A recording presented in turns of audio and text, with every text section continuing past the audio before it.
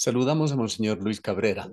Él es presidente de la Conferencia Episcopal Ecuatoriana, entidad de la Iglesia Ecuatoriana que fue la facilitadora de las mesas de diálogo que se iniciaron tras el paro del mes de junio. Entendemos que el periodo que se abrió de diálogo de 90 días debería culminar alrededor del 10 de octubre. Monseñor Cabrera, quisiéramos conocer cómo marchan los diálogos. ¿Se están caminando, encaminando las soluciones? Exactamente, el diálogo comenzó propiamente el 13 de julio. Entonces, según la fecha de los cálculos, pues del 13 de octubre deberían concluir, pero hemos adelantado al 12 de octubre. En todo caso, respondiendo a su pregunta, desde aquella fecha se abrieron varias mesas técnicas que se denominan. El 31 de agosto evaluamos y constatamos que de las 5 mesas que se habían abierto, pues apenas una se había cerrado.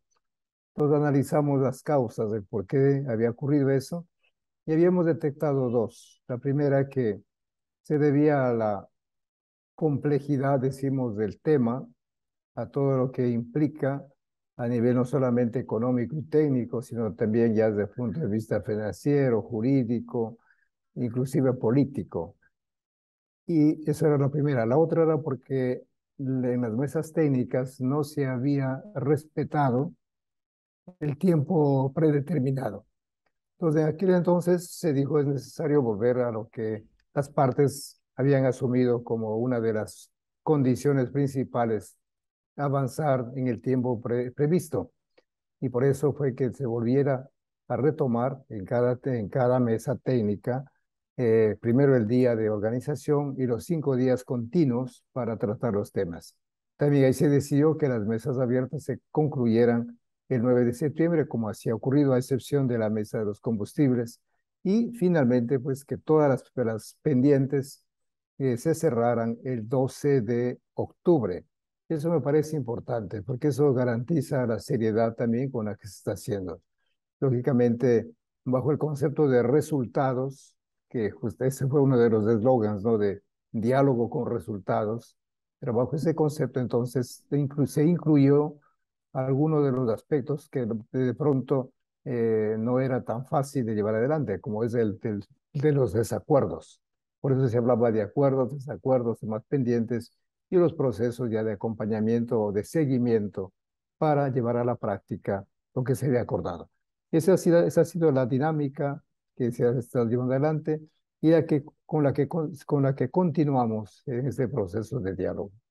¿Cuáles fueron las situaciones que le llevaron a usted, Monseñor Cabrera, a realizar una especie de admonición el pasado 8 de septiembre al señalar que en medio de ese diálogo o como distorsiones de ese diálogo se estaban dando condicionamientos, chantajes y hasta coimas?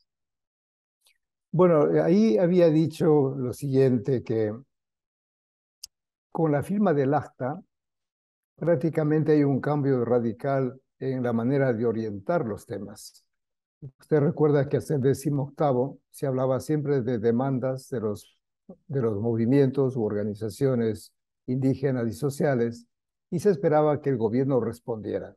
Pero ese esquema es ahí donde yo había manifestado se podrían dar las amenazas, los chantajes y hasta coimas, pero se supera ese esquema al presentar otro, y es el tema de las propuestas y consensos. Pero lógicamente en ese camino, esa nueva manera de enfocar las cosas, de mirar los temas, lógicamente ahí a los responsables son, o corresponsables son tanto los representantes del gobierno como de las organizaciones indígenas y sociales. Entonces, en ese contexto es que se habló de este exhorto a que las partes pues asumieran sus compromisos que lo habían, primero yo digo, consensuado las mismas partes. Por ejemplo, el tema de los objetivos, la metodología, los tiempos, esas fueron decisiones en conjuntas y que no se podría, pues, de ninguna manera aceptar que una de las partes dijera me retiro porque la otra no ha cumplido. Decíamos, no, aquí es una decisión conjunta y por eso nosotros en calidad de garantes o de mediadores, ese era el papel nuestro, de llamar a la cordura, llamar pues a la coherencia y por supuesto a la responsabilidad frente a todo el Estado ecuatoriano que habían asumido justamente el 30 de junio. Hay analistas, Monseñor Cabrera, que señalan que el diálogo debería adquirir mayor legitimidad. Si bien nace de manifestaciones populares, de una protesta a nivel nacional, se ha señalado de que en estas mesas de diálogo no están todos los que son, ni son todos los que están. Sobre todo, hay sectores que reclaman presencia allí. Por poner ejemplos, simplemente, pues es una amplia gama de temas los que se tratan allí. En el tema de los combustibles, los distribuidores piden un lugar porque ellos tienen un importante punto de vista sobre este tema, sobre todo en lo que será la aplicación de esta focalización del subsidio. En recursos naturales es otra área en la cual se ha discutido mucho temas de minería y agua. Y allí, por ejemplo, se ha omitido, usted conoce nuestra ciudad, la ciudad de Cuenca, un tema muy importante, los proyectos mineros que se desarrollan en esta ciudad, que han quedado fuera de los acuerdos. Bueno, desde el comienzo, cuando a nosotros como conferencia episcopal nos pidieron la participación, estuvo muy claro que se trataba de un diálogo entre el Ejecutivo y los movimientos indígenas y sociales a través de esas tres grandes agrupaciones, la CONAIE, la FEINE y la FENOCIN. De tal manera que esos eran los límites. Eso que, por ejemplo, en unos temas donde era necesaria la presencia del legislativo o del Poder Judicial, se está discutiendo en estos días, pues simplemente se quedó para invitar a las partes, para que también estuvieran presentes ahí. Entonces, algo parecido en el tema de los combustibles. Lógicamente, quedaban fuera, por decir así, muchos gremios, muchas organizaciones, por ejemplo, los transportistas, que también es importante que su presencia, ¿verdad? Además de los distribuidores de Sin duda. gasolina. Ujú. Igualmente en los temas de recursos naturales, éramos conscientes, pero ahí se decidió, como digo, entonces invitar. Lógicamente esa invitación tenía que ser también consensuada. Pero nosotros, como digo, somos conscientes de los límites de estas mesas de diálogo. Lógicamente no están solamente o no son solamente los indígenas y estas organizaciones sociales, sino también se abre un abanico muy grande, sin olvidar que somos 18 millones de ecuatorianos. Entonces esos son los límites. Por eso, solo por poner un ejemplo, ¿no? Ahora se está discutiendo el tema de la justicia, el tema de derechos colectivos, que va más allá del Ejecutivo, que eso va a competencias ya del poder, por ejemplo, judicial, donde la Fiscalía tendrá que investigar si hubo o no delito y de haber, pues, aplicar lo que en derecho está establecido. Entonces, yo comparto en ese sentido con usted de que estas mesas, por el ámbito que de diálogo y que, lógicamente, al dejar fuera varios actores, pues no es completa. Y de eso hemos sido conscientes, como digo, y por eso hablamos de la necesidad de que concluidos esos 90 días, pues se continúen con las mesas de diálogo. Ojalá hubiéramos, decíamos, unas mesas permanentes. ¿Quién toma la iniciativa? Bueno, ahí habría que también discutirlo, ¿verdad? Pero yo veo que es necesario el diálogo para afrontar y resolver estos problemas que usted muy bien los ha mencionado. Hablemos de lo positivo, Monseñor Cabrera. ¿Cuáles son los consensos más importantes que usted ve, a usted le consta, si se han llegado? Bueno, yo diría más allá de los acuerdos de carácter económico, técnico, yo creo que el haber reforzado esta actitud o haber asumido este gran desafío de sentarse a dialogar, yo lo veo como el logro, quizás, no sé si el más importante, pero la condición básica, porque el simple hecho de sentarse a la mesa y, como decimos, de mirarse a los ojos, de escucharnos, de llamarnos por el nombre y tomar conciencia de que estos temas son muy vastos, por varias razones. Eso nos ha hecho también que las partes, utilizo una palabra más nuestra, más cercana a nuestro mundo, que seamos humildes, que estemos abiertos a otras voces, a otros aportes y que no nos creamos, me incluyo también ahí, ¿verdad? De que somos los que poseemos la verdad plena, total, pues, en estos campos. Pues yo le veo como un logro importante el haber tomado conciencia de que el diálogo sigue siendo una propuesta válida para resolver los problemas, además de otros puntos que podríamos evaluar y que lógicamente se verá ya con el tiempo o en el tiempo de que realmente fueron favorables no solo para los grupos, sino para todo el pueblo ecuatoriano. Hablar de la cultura del diálogo como una línea permanente en Ecuador y en cualquier parte del mundo es sin duda una situación válida, esta cultura del diálogo. Pero hablar de mesas permanentes en Ecuador como una instancia que se queden allí, Monseñor Cabrera, ¿no sería poner un elemento más en la ya compleja estructura de la democracia ecuatoriana? Pues en las mesas de diálogo de alguna manera se están cuestionando y posiblemente redefiniendo incluso políticas de Estado. Bueno, ese yo creo que es el gran desafío, ¿no? Porque yo digo, por ejemplo, otro de los puntos que ha ayudado también a tomar conciencia es lo que yo llamo esa desconexión que se da o que podría ampliarse entre el gobierno. Y cuando hablo del gobierno no pienso solamente a nivel nacional, sino a nivel seccional, provincial, local, en fin. Esa desconexión entre las autoridades y el pueblo, la comunidad, sus necesidades. Entonces da la impresión de que una vez que son elegidos, por cualquier mecanismo que sea, simplemente pues ya se desconectan, utilizo esa palabra, ¿no? Hay esa ruptura. Entonces, ¿cómo acortar esa brecha y ojalá eliminarla? Entonces, en ese sentido hablamos de las mesas permanentes de diálogo. Pues las autoridades, voy a utilizar también otra palabra muy conocida entre nosotros, que tenga esa actitud de bajarse de los pedestales y enlodarse y caminar junto al pueblo y acercarse para escuchar. O sea, es toda una cultura en el sentido que usted dice, con la cultura del diálogo. Yo me refiero a ese aspecto, a ese valor de diálogo en sí mismo, porque usted ve a veces todos estos poderes en general, cuando se deslindan del pueblo, ya sabemos lo que pasa. Al final se transforman pues en entes que utilizan el poder como un instrumento, simplemente a veces hasta para imponer sus visiones particulares. Yo creo que en ese sentido, desde la cultura del diálogo, y los mecanismos que habría que buscarlos, por supuesto. Pero yo sí creo que cuando hay la decisión de dialogar, los medios son más fáciles de encontrarlos. En cuanto a los temas de mantener simples las soluciones, Monseñor Cabrera, ¿cómo se está obrando? Hemos conocido de algunas de las propuestas y propuestas de carácter técnico que se las estudia, se las baraja todavía para el subsidio a los combustibles, por ejemplo. Y hay fórmulas realmente complejas que van a ser difíciles de ser llevadas a la práctica.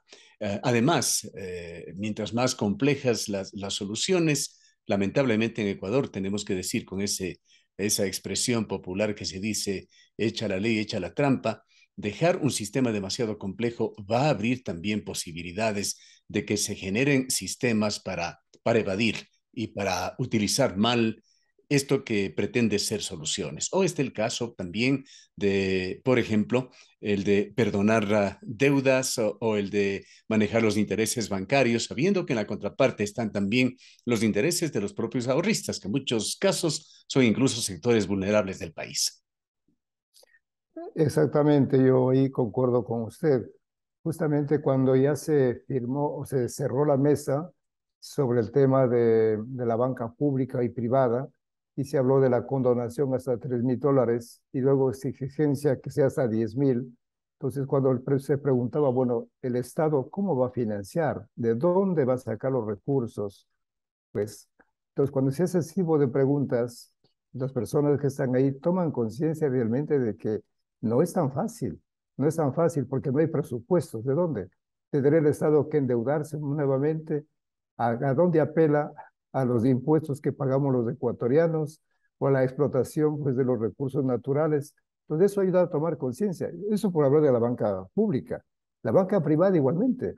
Sabemos que manejan, pues, como se ha dicho muy bien, los ahorros, los aportes de muchas personas. Entonces, la pregunta ahí sería, ¿usted está dispuesto a pagar la deuda que contrajo otra persona? Es verdad también que ahí se puso sobre el tapete las razones por las que no podían pagar. Decían, no es que no queremos, sino que no podemos. Pues bueno, pero hay que pensar en el futuro, porque si no se cae una especie de círculo vicioso, ¿verdad? Yo pido un dinero, no tengo para pagar, me condonan. Tampoco es así, entonces no es fácil. Igualmente sobre el tema de los combustibles, que es mucho más complejo. De hecho, se tuvo que nombrar una subcomisión técnica conformada por peritos de parte y parte para que analizaran los diferentes escenarios. Esa fue la palabra expresión que se manejó ahí ¿Hacia dónde van a ir los combustibles? ¿Quiénes son los beneficiarios? ¿Quiénes? Luego, el modo técnico, concreto. Ya. Pero lógicamente aquí usted ha tocado un punto de suma importancia, delicadísimo, el tema ético.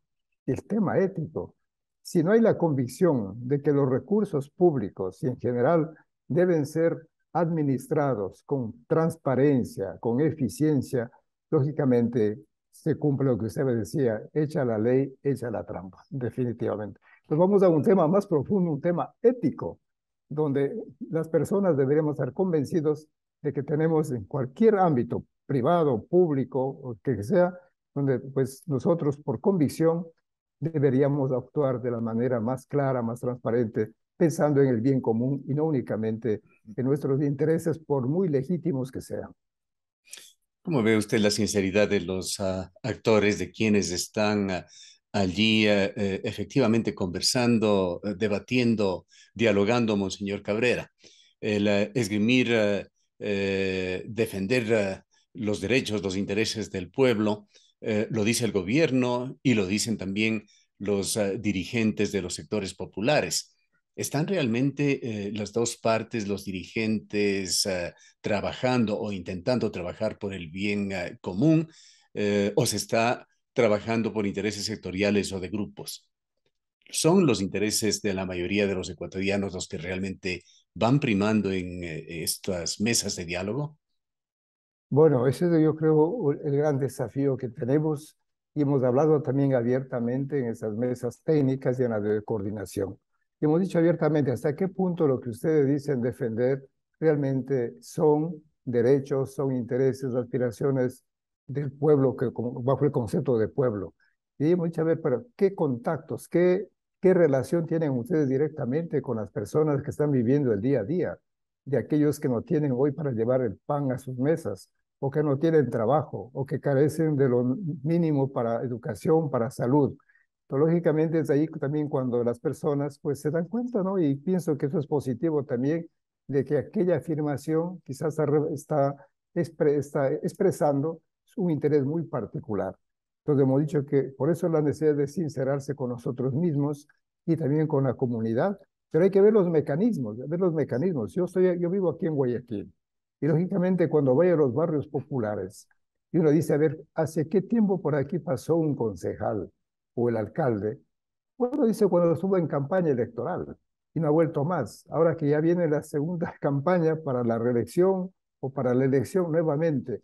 Entonces yo insisto por eso en esa desconexión, así como hablaba de las autoridades frente al pueblo, también la dirigencia indígena, igualmente hemos dicho, hasta qué punto ustedes realmente expresan, ¿no?, el sentir del pueblo. Inclusive la palabra pueblo, muchas ver qué significa ser pueblo. Ustedes dicen que hablan en nombre del pueblo, pero digo, yo al menos soy parte de ese pueblo y nunca he dicho eso que ustedes están manifestando. Y así habrá muchísimas personas que están en la misma situación. Entonces yo sí creo que también aquí hay que, como decir, en nuestro algo decimos, achique compadre, decimos verdad. O sea, no hablemos en nombre de todos, sino de un grupo pequeño. Pero lógicamente entramos al tema nuevamente que usted ha manifestado muy bien, el tema ético, el tema de la transparencia, el tema de la honestidad. ¿Hasta qué punto yo estoy representando o no a un grupo mayoritario? En Ecuador, en el día a día, Monseñor Cabrera, vemos una actividad en los ámbitos públicos que denotan una alta conflictividad social, una alta conflictividad política, que llega incluso a momentos a ser una especie de antropofagia, en donde se pierden realmente el norte con tal de que tal o cual partido o movimiento vaya sacando adelante sus intereses. Desde su punto de vista, ¿cómo están influyendo estos intereses político-partidistas en el diálogo? Bueno, también hemos dicho justamente que es importante evidenciar, porque a veces nos puede ser una especie de camuflaje el tema, por ejemplo, económico, técnico, financiero, camuflaje de otros intereses políticos. Como he dicho, aquí tienen que ser las partes lo más transparente. Y lógicamente en esos desacuerdos que se señalan ahí, bajo el concepto de resultados, aparecen ahí esos temas políticos, que lógicamente entramos al tema del poder, ¿no? ¿Cómo conquistar el poder? Bueno, tenemos unos mecanismos democráticos todavía, esperemos que eso sea así. Hay otros sistemas que tratan de conseguir el poder por vía de la violencia, la fuerza. Entonces, decíamos ahí que lo político también tiene que decirlo. Porque, por ejemplo, el tema de los combustibles, usted sabe perfectamente, no es solamente un tema de carácter financiero, económico, técnico, también es el componente político. Yo creo que en la historia de esas últimas décadas, los combustibles se transformaron en bandera para quitar o poner presidentes de la República. Entonces, el tema político, por supuesto que está ahí. Inclusive hemos dicho que hay que ir más allá. Digo, así como en las mesas han sido capaces de elaborar objetivos, metodologías y tiempos, ¿por qué no pensar también en un modelo político, en un modelo económico que nazca de esta realidad ecuatoriana? Tenemos una riqueza enorme, hay un patrimonio cultural impresionante.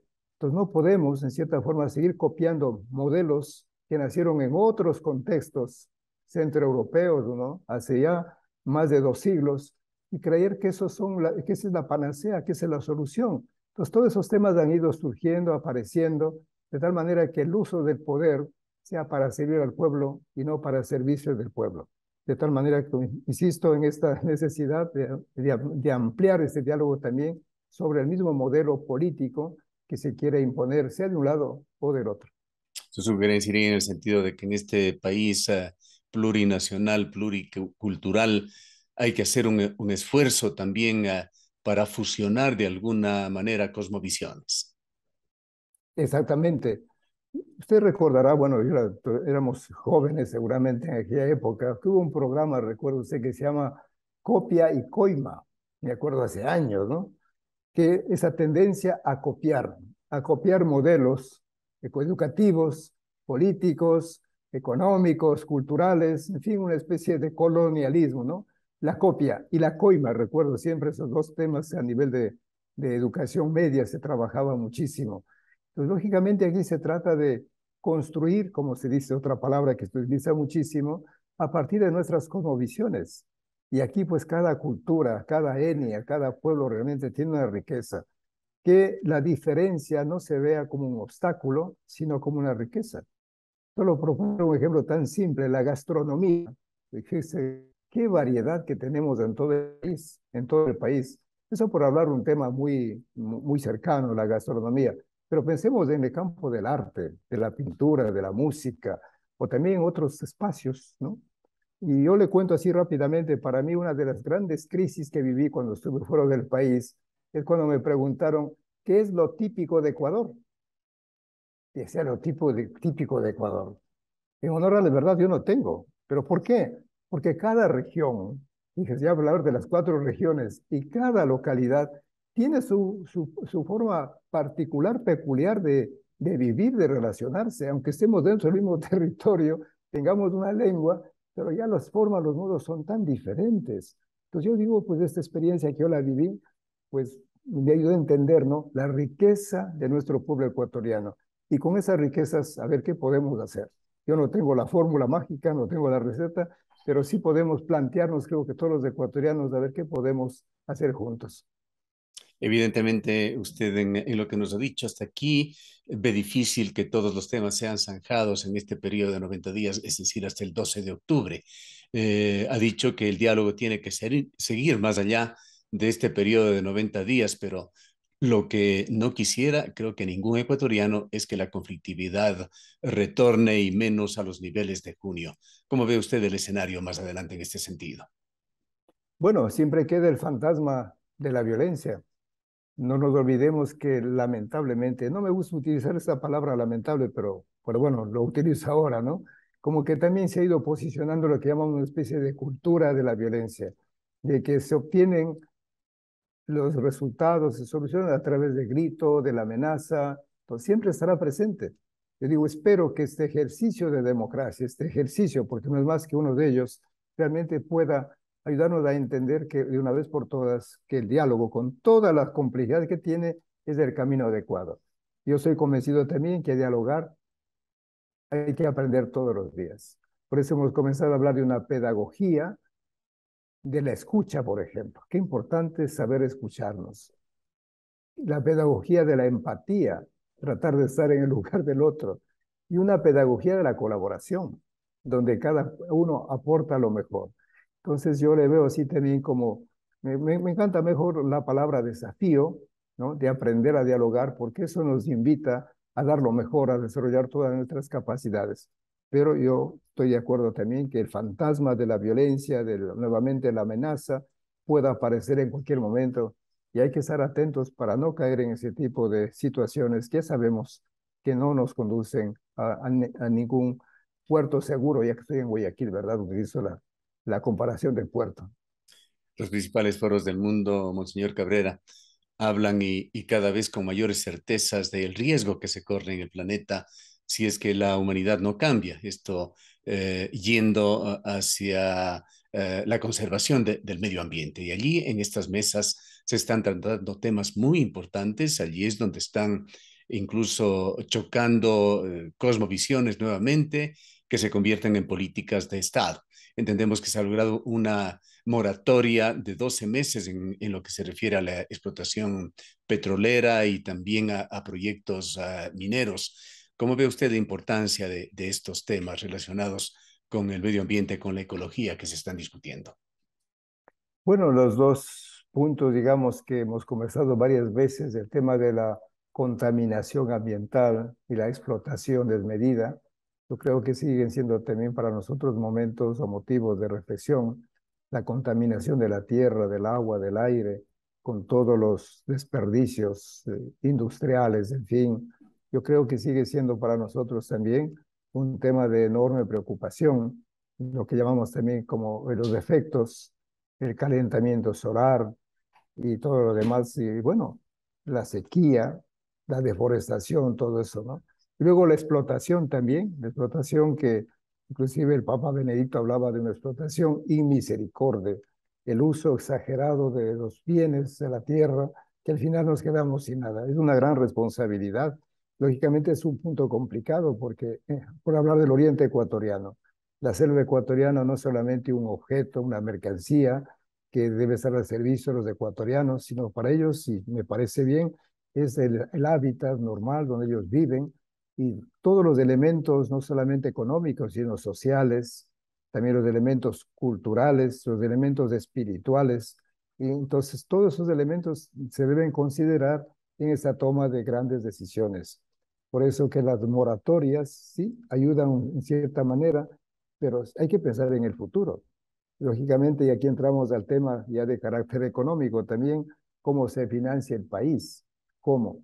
Claro, una fuente son los recursos, pero después viene todo el tema de la deuda, que realmente ya está más allá de los límites que podemos soportar.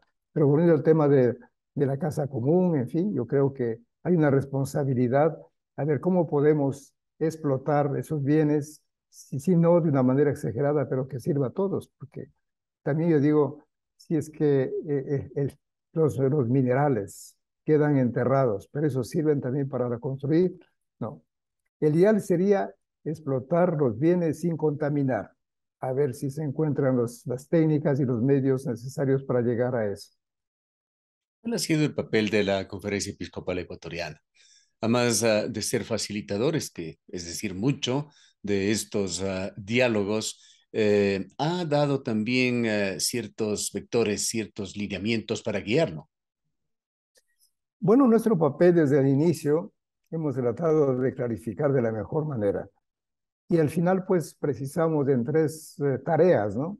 La primera, la de facilitar, como se acaba de decir muy bien, facilitar el diálogo y todo lo que implica eso, el crear un ambiente de serenidad, de respeto, de confianza, donde las partes no recurran a la sospecha, a la descalificación. Ese ha sido un trabajo bastante difícil, ¿no? Usted ve que pasar de un ambiente beligerante, hostil, a otro de serenidad no es tan fácil.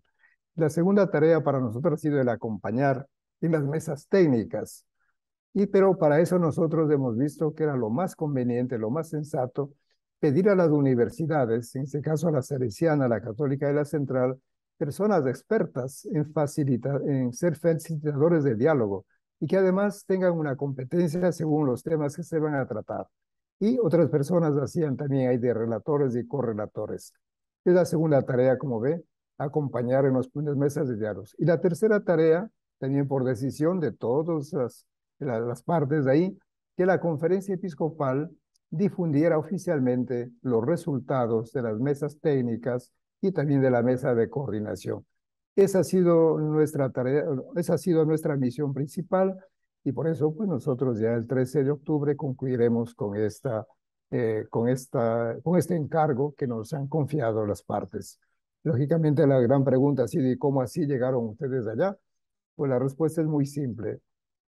Tanto las organizaciones indígenas sociales como el gobierno nos pidieron por escrito que entráramos a ser parte de esta mediación y nosotros, considerando sobre todo el momento histórico que estábamos viviendo de mucha dificultad, agravados por varias circunstancias, dijimos que sí, conscientes por eso, por lo mismo de que hay otras organizaciones nacionales e internacionales que son expertas en esta gestión de conflictos o resolución de conflictos. De hecho, le comento así rápidamente que la misma Unión Europea trajo a una de las mejores metodólogos en estos campos. Las Naciones Unidas también ofrecieron también a su gente preparada. Igualmente que la Fundación Esquel, que agrupaba en ese momento a más de 300 organizaciones de la sociedad civil y por supuesto Amnistía Internacional. En ese contexto nosotros hemos dicho, este es nuestro aporte, si algo hemos aprendido es a conversar, a escuchar, a respetar. ¿Considera que este aporte, como usted lo llama, encaja dentro de la misión pastoral de la Iglesia ecuatoriana? Por supuesto, digamos, nosotros, es que para la fe siempre va más allá de lo eminente o lo puramente religioso. La fe necesariamente toca las dimensiones también familiares, sociales. No, nosotros estamos conscientes de eso. Y si como pastores hemos dicho, podemos aportar, cuenten con nosotros. Lógicamente, reconociendo que ya los temas de carácter técnico, económico, político, los llevan muy bien los expertos. Por eso desde el inicio dijimos, nuestra presencia, nuestra garantía es más de carácter moral, no es jurídica, no es técnica, no es económica. De tal forma que con esas precisiones estamos en estas mesas aportando de la mejor manera aquello que sabemos, que es aprender a escuchar a los demás. Continuemos, Monseñor Cabrera, con su mensaje para todos los ecuatorianos, particularmente para aquellos que le ven y le escuchan aquí en el austro del país. Cuéntenos también en esta parte final sus expectativas, su visión sobre cómo quisiera que termine este capítulo. Bueno, yo creo que una de las convicciones que en este tiempo se han reafirmado en mi persona es que esa anhelada paz o esa sociedad que llamamos pacífica, justa, solidaria, libre, en fin, donde todos los derechos humanos sean reconocidos, respetados y garantizados, pues hay un camino quizás difícil, complicado, pero que vale la pena intentarlo, el camino del diálogo. Si quieres, sintetizando, hacia la paz por el camino del diálogo. Como expectativa, yo creo que es haber puesto, como decimos de nuestro algodón, un granito de arena para decir, es posible dialogar, es posible, siempre y cuando las partes estén dispuestas a ser transparentes, a ofrecer lo mejor de sí mismos. Y luego yo creo que, ya es una visión que yo simplemente lo comparto, es cómo pasar de ese mundo de amigo-enemigo a ese mundo al menos de compañeros de camino, digo. Somos ecuatorianos, compartimos una misma tierra, un mismo horizonte, compartimos una historia también con esas diversidades, compartimos el pan, compartimos el trabajo, entonces al menos ser compañeros de viaje. Y si no, y si después damos un salto más, podemos ser ya amigos, sería formidable, extraordinario. Esa es la propuesta también que hace el Papa Francisco cuando habla de la fraternidad universal y la amistad social. Entonces yo creo que son esos grandes valores los que nos animan, los que nos sostienen y donde todas las personas tengamos un puesto, tengamos un lugar donde seamos respetados más allá de nuestras posiciones políticas, económicas, religiosas, culturales. El saber que Ecuador tiene un cielo maravilloso, extraordinario, que cobija a todos y cada uno de nosotros. Gracias a Monseñor Cabrera por habernos acompañado. Muchas gracias a ustedes. Un abrazo grande. Declaraciones de Monseñor Luis Cabrera, presidente de la Confederación Episcopal Ecuatoriana.